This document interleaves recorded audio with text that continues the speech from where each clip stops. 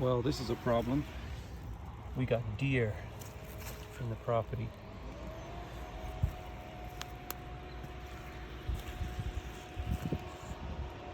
Deer prints. I gotta figure out where they're getting in. This is the pressure. Not the pressure, but holy crap, the distractions. I've got 50 jobs on the go. And now another one adds to the list, deer getting in, which is a massive problem when you're trying to grow produce. It's like trying to find a needle in a haystack as to where they got over. Here's the culprit. I'm gonna try and get him outside the gate.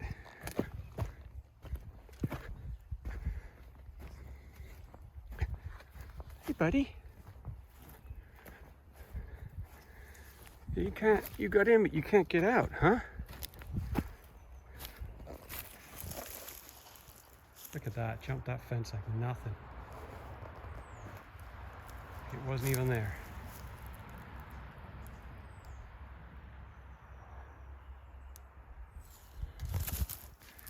Now he's in with the chickens. That fence is too high. Come on.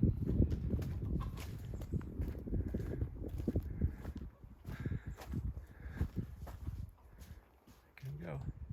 Come on. No big deal. It's coming your way.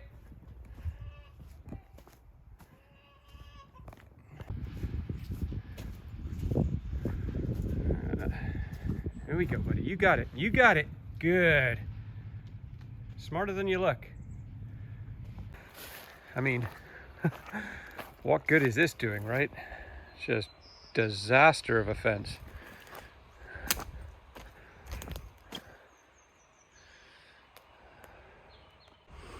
Well, today we are planting potatoes. We are digging trenches. Terra's putting seaweed in the trenches. It's hard labor. We bought a farm. We asked for it, right?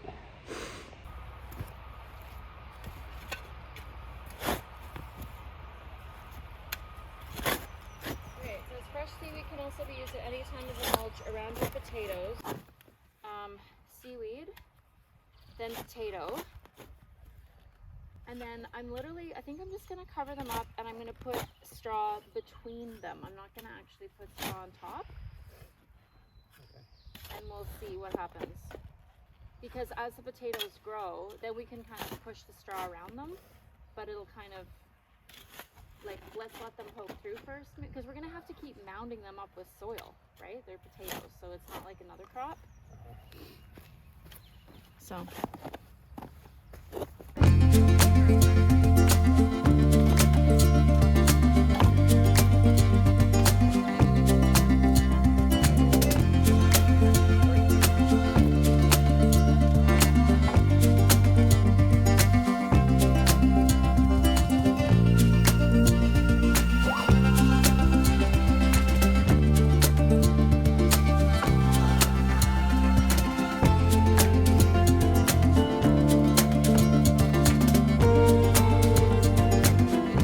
Putting these to bed with a little duvet of seaweed from our local beach, which helps keeps the weeds down and gives them good keeps the moisture in the ground, gives them good nutrition. So seaweed, and then we'll cover them with soil and we'll wait to see what happens.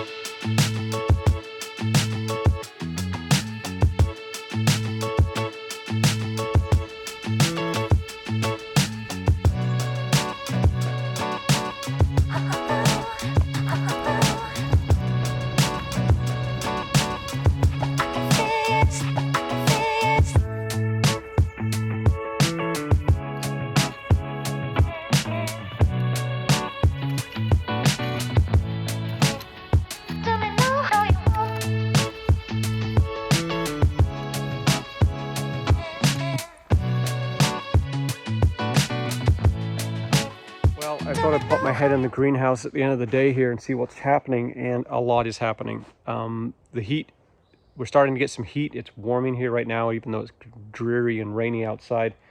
And not only are the vegetables growing, but the weeds are growing. Most of what you see here, this green, is weeds. And what we have is a bad case of horsetail. These babies here, love them and hate them.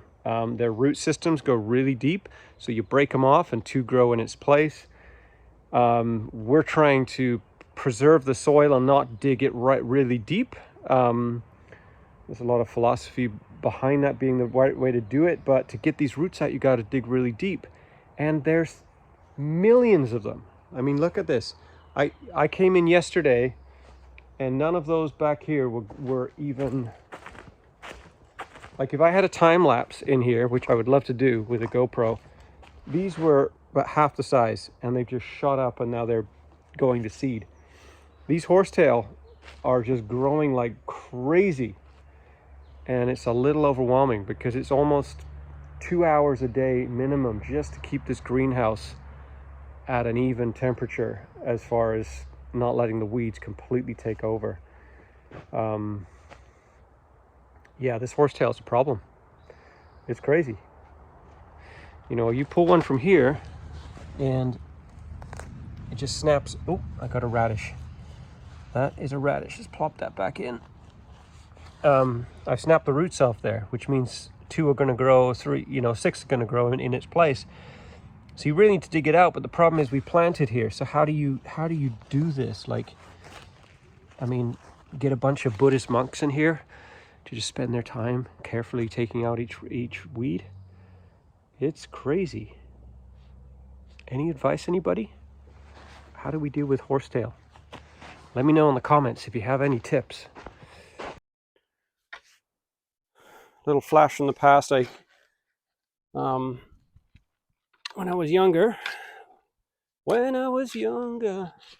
I lived in Cornwall, England, and I worked at one of the last, I've said this story a few times, I think, but I don't know who's listening and who's not.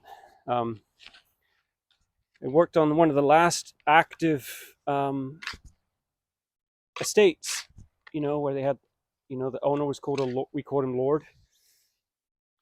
It was Warrington Park, it was called, in Cornwall. And it still had 2 foresters, 2 games wardens. They still had a pheasant shoot there and a duck shoot. Very, very traditional. And it was still fully functional. Had a farm, big farm. And it had a kitchen, 2 cooks, maybe 3 cooks, and a full-time gardener. And the gardener was completely overwhelmed. So they would hire me to come and help him out. And often they would have these massive rose gardens. I mean, huge. And I would just set up there for days and days. In the hot summer, I'd have my little ghetto blaster, Hitachi ghetto blaster. And I would just, quite content, I believe, with a massive load of gardens to weed. And I don't remember getting agitated and upset with what I was doing. It was kind of, you just got in the zone. But I kind of picture doing that now, and pre-cell phone, we had a lot more patience, I think, and a lot more, I think we were just okay with not being stimulated as much. I remember just listening to Radio 1, weeding 8 hours, having my lunch break, coffee break. And I don't know, I was just kind of, I think I was pretty content. And I used to weed that garden. It took me weeks. Massive gardens. And come back the next year. It was that winter. All the weeds were back. Because they go to seed, right? And they come over from the neighbors. So it's funny though, when you're doing it, you kind of think, when you're weeding, you think I'm going to be the one that conquers this weed problem. And after you're done, it looks friggin' amazing. But it's just wishful thinking. I never really know if worms kind of, when they have their kids, their babies, do they just have them and just carry on going, or do they sit there and nurture them and nurse them? I feel like I've separated a few from the family here. Hey, my dad's brother in England, he was my dad's whole family were jack of all trades. Like, I think my dad's dad owned a really well-known diving company, but he always did some dodgy stuff. And I think he got out of that and then got into stripping furniture. It was really fashionable in England to take your painted furniture and strip it back to raw pine.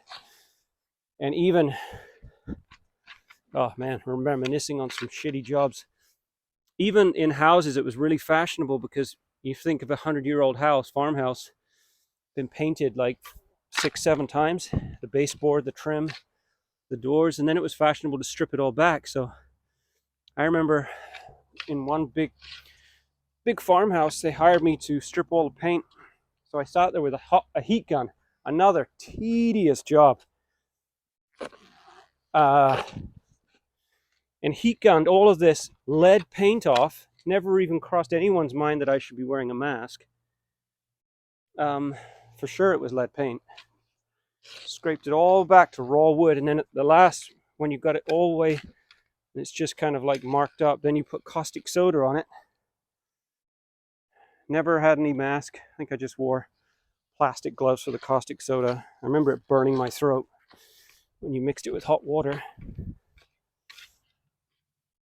Just painfully slow. I mean, that job actually I remember not liking much because you're in a house. Like, it's not like you're out in the fresh air. I've always loved being outside. Let me work outside any day of the week. Yeah, that was just painstaking. No wonder my knees and my elbows are all screwed up from all of that scraping, and you can hear the wind. Sounds like a loud fan outside. Again, in England, I remember farming on the Cornish hills, and the rain was okay. The rain, you could figure it, you could work with the rain, but the wind, I think what it was, I remember it used to make me really angry. And I think what it is the noise. It's like right in your ear, and it does something to just really wear you down. And then, you're trying to do anything outside, but the wind is hard work because things blow away, fall over. I remember getting mad at God, at the wind. Get mad at God for a lot of things when they're not going my way, and then I'm all thankful when they do go my way. Contrary humans.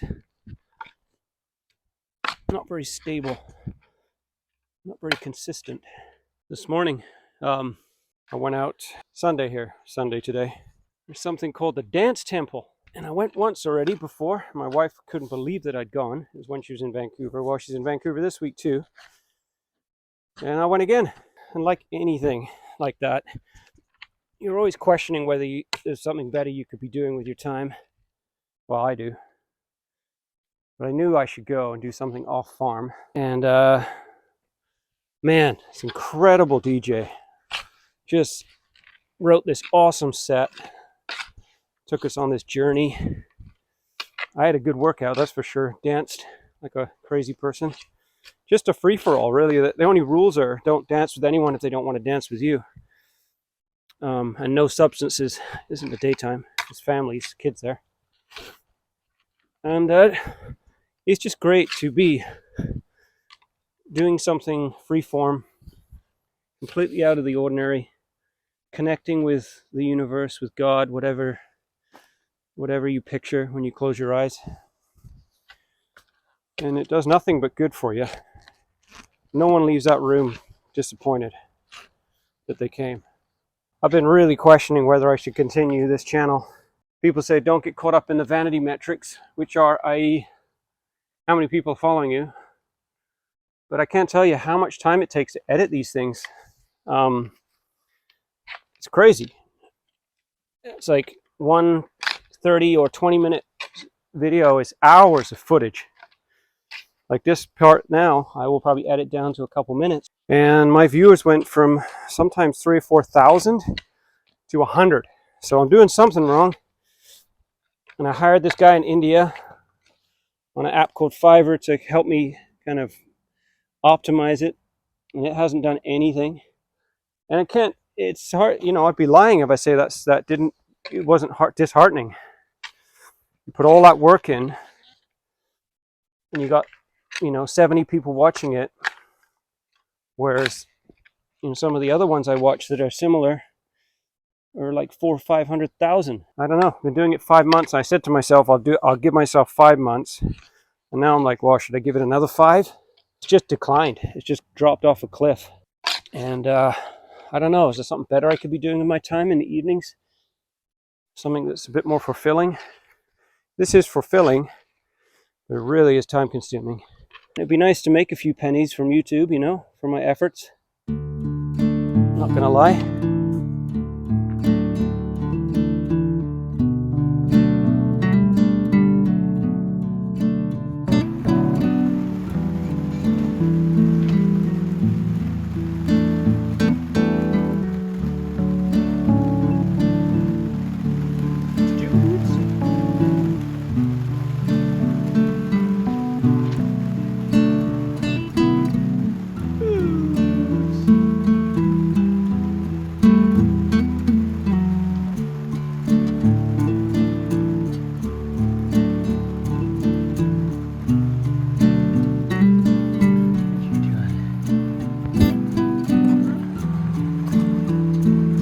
Get in here? Is it warm?